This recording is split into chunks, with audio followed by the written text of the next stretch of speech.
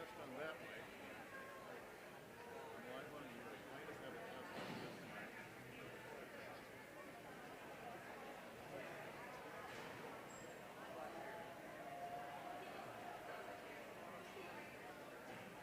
I wish they would turn the podium lights on so I could.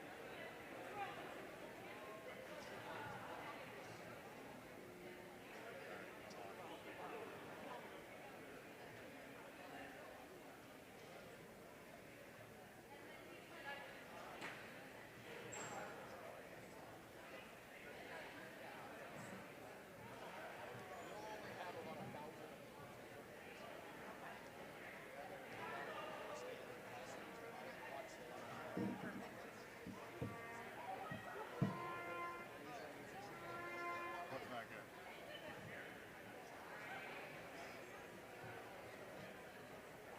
I got nothing else.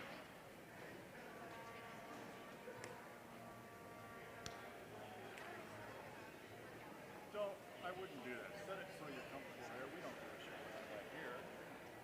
We can catch them once they get up there. It doesn't really matter.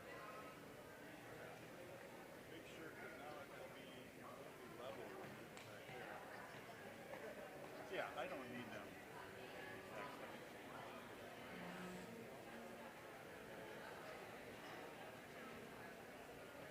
I feel so bad about the guy that died. I guess I knew he was dying, but I didn't.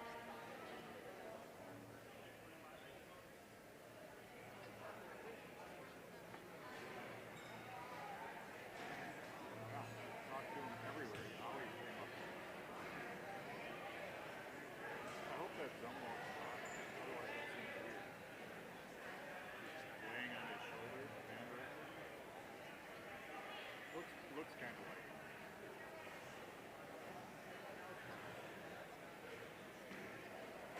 She was leaning on him. Like that little strange.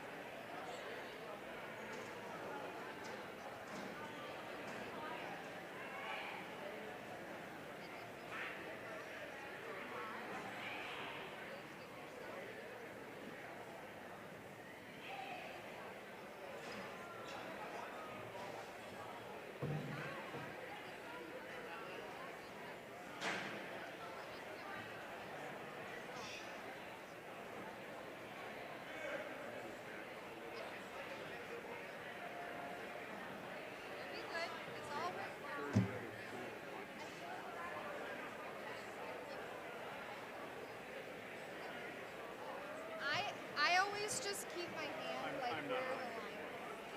is. Like this. So then when there's a sentence break or a moment to pause, then I can comfortably look up and then come back down and I've got my hand on that line, you know, and I can find the spot.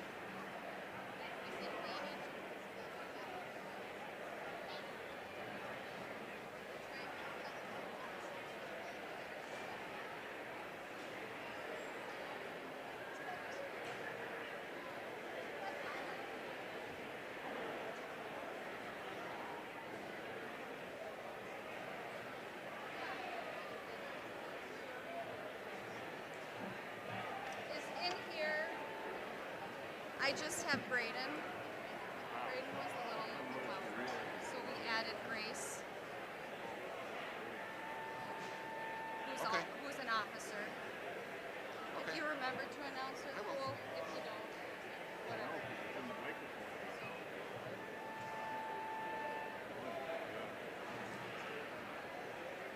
Here's William Caldwell, hired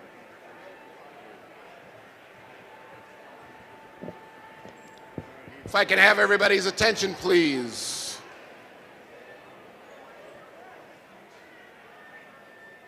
leave it there for now. Oh, okay.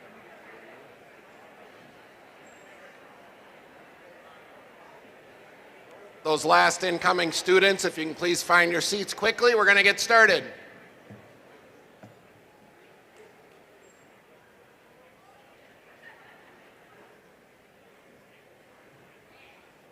Students, welcome to this year's Veterans Day ceremony. I am Jim Caldwell, principal here at the Forest Lake Area High School. Welcome students, staff, and special guests.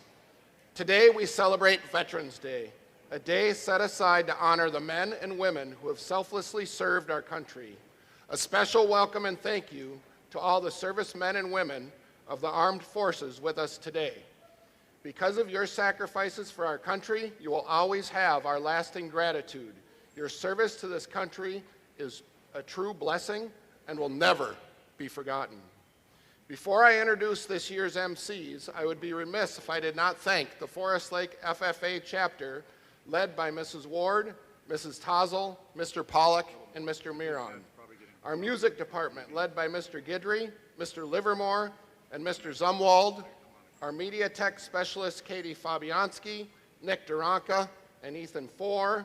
Our custodial staff led by James Larder, and finally Lakes Area TV for helping put on today's ceremony. You and your students' efforts are greatly appreciated.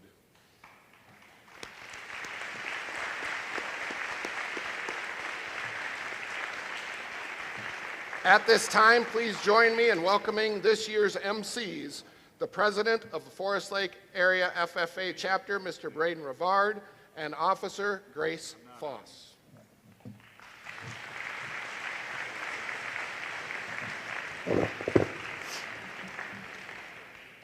Good morning, and welcome to the 22nd Annual Veterans Day celebration here at the Forest Lake High School.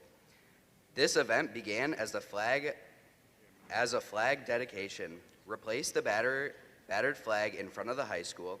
Today we are gathered to honor those who have selflessly served our country in any branch of the armed forces. This year we celebrate the 104th anniversary of the end of World War I, and since the first Armistice Day celebration in 1919. Americans have reserved November 11th as the day to pay respects to the veterans who are still with us and remember those who have fallen. Today we would like to give a special thanks to the VFW Post 4210 and the American Legion Post 225. To all the students and staff who have helped plan this event, and especially to our veterans who served and sacrificed along with those who plan to serve. The Color Guard is a joint effort of the Forest Lake VFW Post 4210 and the Forest Lake American Legion 225. We now ask viewers to please stand and quietly face the Color Guard. Post the colors.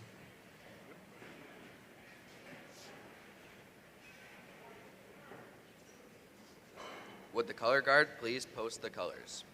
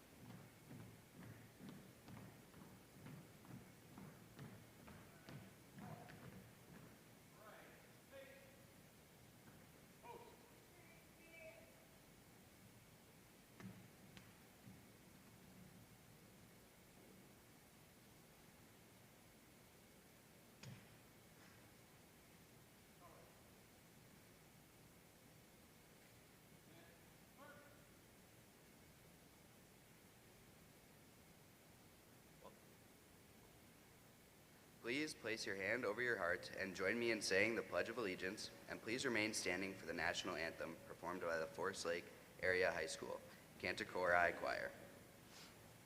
I pledge allegiance to the flag of the United States of America and to the republic for which it stands, one nation, under God, indivisible, with liberty and justice for all.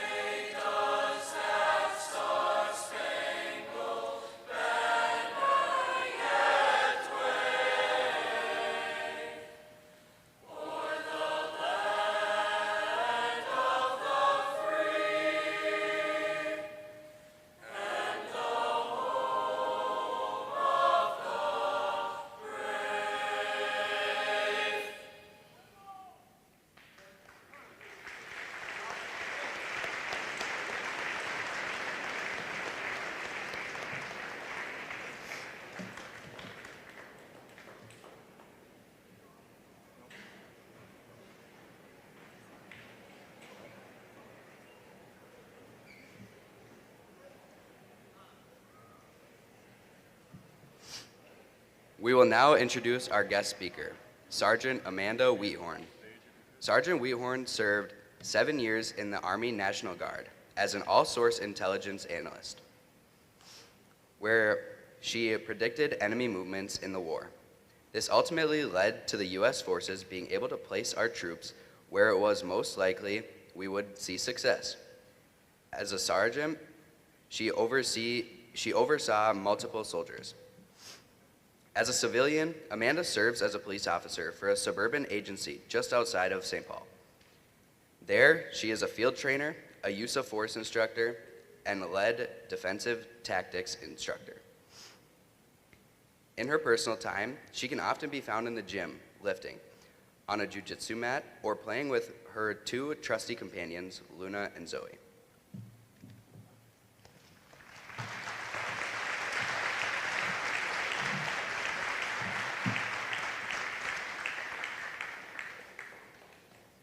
Good morning. When I was 18 years old, I learned for the first time what it meant to be a failure. This came for the first time after being a well-known student athlete, a student with stellar grades, and an athlete willing to perform in multiple sports for any scouts that decided to show up to my games. At 18 years old, freshly graduated and following a dream to play softball in college, I took off and moved to one of the U of M locations to study medicine. I quickly found that I did not like the school, and I promptly failed out. This did a couple of things, but the most important thing it did was it placed me on an academic suspension, which barred me from attending any university for 1 full year. I sat in my dorm room thinking about how to fix my mistakes and made the decision to pursue my childhood dream of going into law enforcement. Specifically, I knew I didn't want to just go into law, but I knew I wanted to go into law enforcement. So I showed up at Alexandria Technical and Community College, where I passed everything I needed to and was granted a spot in their law enforcement program until they found out that I was on an academic suspension. I appealed their decision, and my appeal was very quickly denied. Although I had begun making really poor decisions that were beginning to spiral, I knew I needed to do something to teach me a little responsibility and a whole lot of discipline. So now what was I going to do? I somehow found myself in a recruiter's office in Brainerd, Minnesota, learning what opportunities and advantages the National Guard could give to me. What I initially knew was that females were now able to enlist in the military, which was a big change from what everyone previously knew. But there was a whole lot that I did not know. When I sat down with my National Guard recruiter, I found out that there was really a job for me in any sector of work I decided I wanted to do. I was handed a piece of paper full of hundreds of jobs that were available to me. If I wanted to fight on the front lines of war, I could do that as an infantryman. There were jobs available to me like being a cook. I could work a desk job in a variety of capacities like maintaining supplies for my assigned unit, or I could become a mechanic or an engineer. I could be a firefighter, a plumber, a carpenter, or an interpreter. But what I quickly fell in love with was the wide range of jobs available to me that focused on enforcement of some kind, which paralleled my desire to go into law enforcement when I came home. I had an opportunity to be a military police officer, which is commonly known as an MP, which I could then specialize in order to become a canine handler. I could go into the military with special operations as my job, and then specialize into the special forces, which, by the way, is a very, very select number of soldiers, only about 2,200 to be exact, with only 2 National Guard groups across the nation. I ended up being interested in military intelligence, which is divided into 9 categories that become more specific upon each category, and they narrow the focus of the soldier's job. I ended up being sold on an all-source intelligence analyst. This MOS specialty is a very broad focus rather than very narrow. It was also in this office that I made the decision to join the National Guard rather than the Marines. A short time later, I found myself in a small office in downtown St. Paul, signing a dotted line, raising my right hand, and it was there that I gave my freedom away to Uncle Sam for 8 years. It was official. I would leave and go to training as a 35 Fox, an all-source intelligence analyst. While training was not always fine, and in fact it was rarely fun, it was the next defining moment in my life. I learned a lot of respect, a lot of discipline, and way more grit than I could ever imagine over the course of the next 6 months. I came home with numerous awards, a promotion, and a very big name to live up to. When I got to my assigned unit, I spent the next 7 years predicting enemy movements during war, including things like when the enemy commander would strike against our units, where he would place his units, and I would predict the most dangerous route for our soldiers to take so that we could then avoid it. I would predict things like what special units would be utilized to destroy our largest assets and where the other commander's weaknesses were so that our troops could capitalize on it.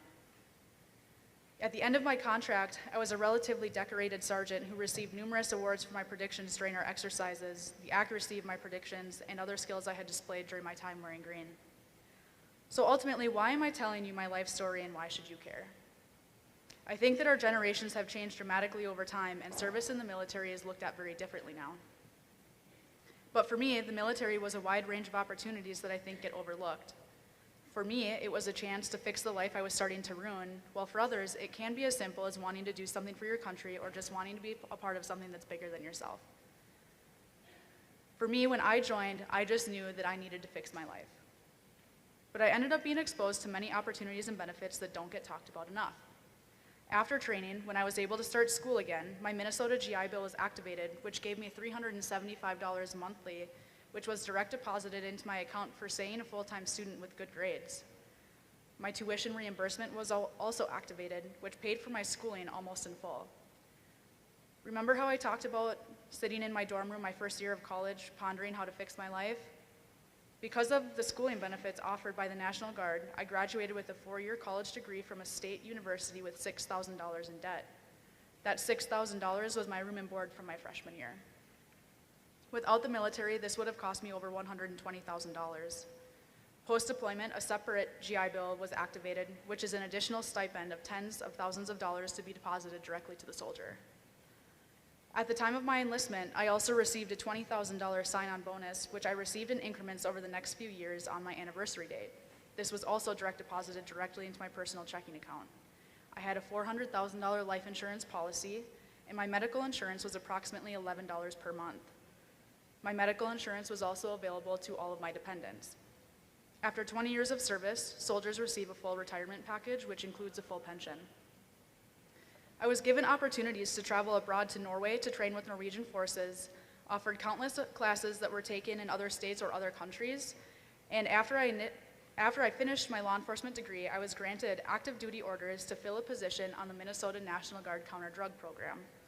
In this position, I was stationed at a sheriff's office in their narcotics office, and I worked alongside deputies as they investigated criminals and served search warrants for money laundering and large-scale narcotic sales and purchasing. From here, I was given a job offer with my dream police department, where I became a police officer at 21 years old. At 22 years old, I paid off my student loans and became completely debt-free. Also at 22 years old, I bought my first home. Today, I work at that same Metropolitan Police Department where I serve as a field training officer, a use of force instructor, a firearms instructor, and the lead defensive tactics instructor. At 26 years old, I make 6 figures. On this exact day, I'm currently being backgrounded by a federal agency where I would get to investigate large-scale narcotics and gun offenses and trafficking every day. This is my ultimate dream. While my story certainly does not have to become yours, I think it's important to highlight all of the opportunities the military gave to me. Bluntly, I would not be the woman I am today without those 8 years. I simply never would have been or worked in a narcotics office, and I believe I never would have been hired by my dream police department. I don't know when my debt would have been paid off, or if I would have finished a 4-year degree instead of just 2. My path was not always linear, but because of the military, my path from the day I joined was always progressive. As a bonus, I became one of 13,000 soldiers in the Minnesota National Guard, and I earned the title of veteran. I became part of the 1% of the population that served the country. I truly believe that it's very hard for any average citizen to outperform, outsmart, or outwit any veteran. It just simply is a very difficult title to beat. I don't think serving the military is the answer for everybody, but I do think that with 6 different branches, thousands of job assignments, and hundreds of benefits, it's a good fit for many. For me, it turned me from a failure into a success story, and I think that it can do that, amongst other things, for all of you too. Thank you.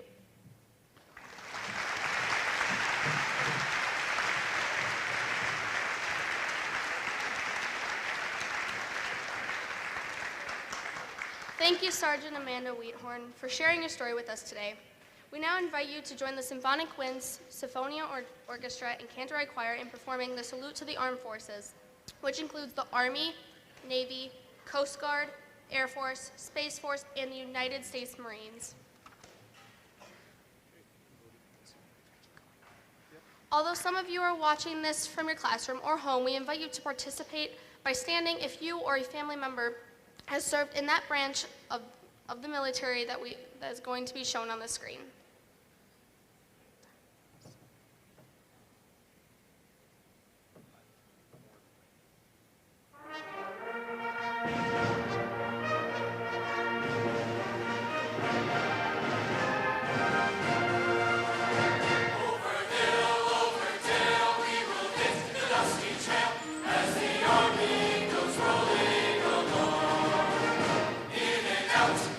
Shout, counter marching all about.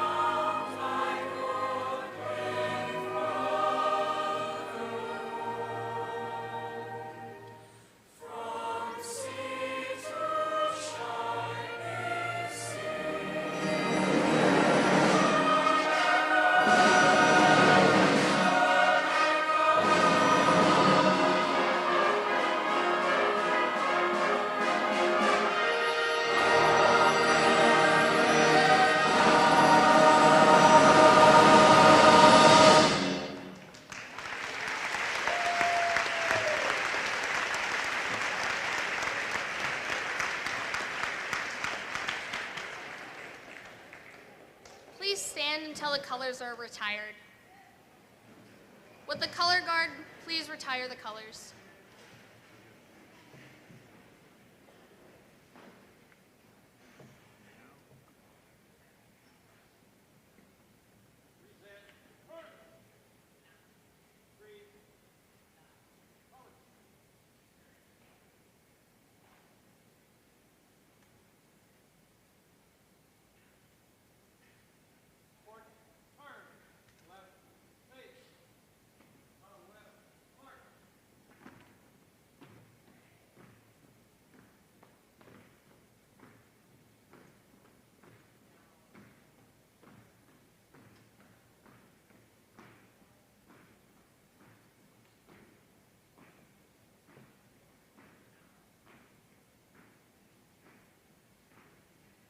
As they leave your camera, just slowly pull back and get the photo. Keep pulling back and slowly pan right.